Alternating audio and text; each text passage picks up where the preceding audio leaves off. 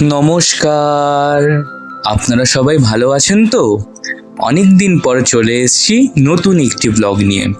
তো আজকে হলো বাংলা বছরের শেষ দিন, অর্থাৎ চৈত্র সংক্রান্তি। আর চৈত্র সংক্রান্তির দিন আমাদের বাড়ির নিয়ম হচ্ছে আমাদের এঁচোড়ের ডাল আর গিমা বেগুন খেতে হয়। তো সেই জন্য আমি আমাদের বাড়ির গাছ থেকে এখন আম পাড়তে চলে গেছি। এই গাছগাছালির মধ্যে বড় হলেও আমার কিন্তু গাছে ওঠা আর শেখা হয়নি, তাই ওই চেয়ারের সাহায্যে, মাঝে মাঝে মইয়ের সাহায্যে আর লগার সাহায্যেই আম পাড়ি। আর এটি হলো এবছরে আমার নিজের হাতে পাড়া প্রথম আম। এবার আমাদের বাড়িতে আম আর কাঁঠালের ফলন ভালোই হয়েছে। তো চলুন আপনাদের ঘুরিয়ে দেখাই আম আর কাঁঠালের ফলন। এখানে মাত্র 2টি গাছই কলমের, আর বাকি সব বীজ দিয়ে বাড়িতে তৈরি করা গাছ। এটি আম্রপালি আম গাছ, আর তার পাশেরটি হচ্ছে হিমসাগর আম গাছ। তবে হিমসাগরের থেকে এবার আম্রপালি আমেই বেশি ফলন হয়েছে।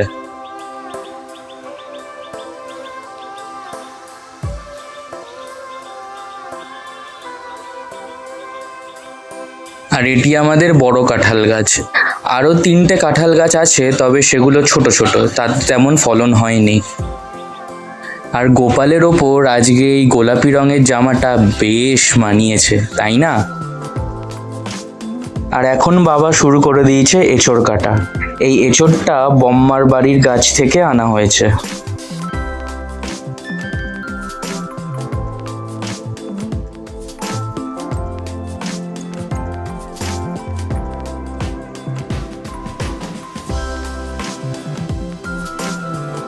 এঁচোড় দিয়ে ডাল বানানোর জন্য একটু বড় দানার এঁচোড়ের দরকার হয়, আর এই এঁচোড়টার দানাগুলো সত্যিই ভালো ছিল এবং বড় ছিল।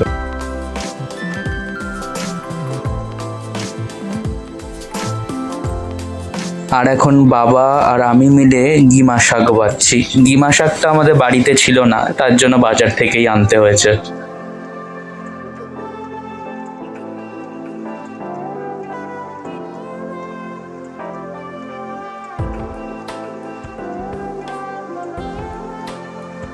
আর মা যেহেতু পুজো করতে ব্যস্ত, আমি আম কেটে মায়ের কাজটা এগিয়ে রাখছি।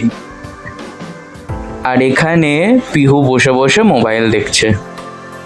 আর এই আমটার মধ্যে আটি তৈরি হয়নি, ফলে এই আমটাকে ডালে দিলেই গলে যাবে, সেটাই আমি বলছিলাম এখানে। এবার মা চলে এসছে এঁচোড় কাটতে। মায়ের হাতের স্পিডটাই আলাদা।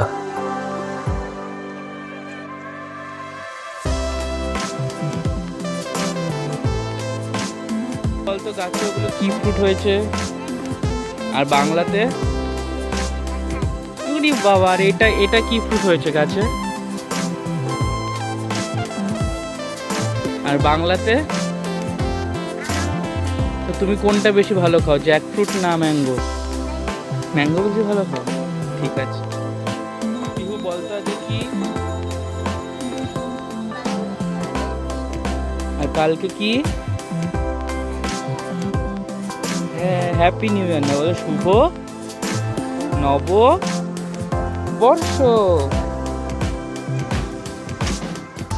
আর বৈশাখ মাসে তুলসী গাছের ওপরে এই মাটির ঘটের মাধ্যমে যে জল দেওয়ার নিয়মটা আছে, তারই প্রস্তুতি বাবা এখানে শুরু করেছে।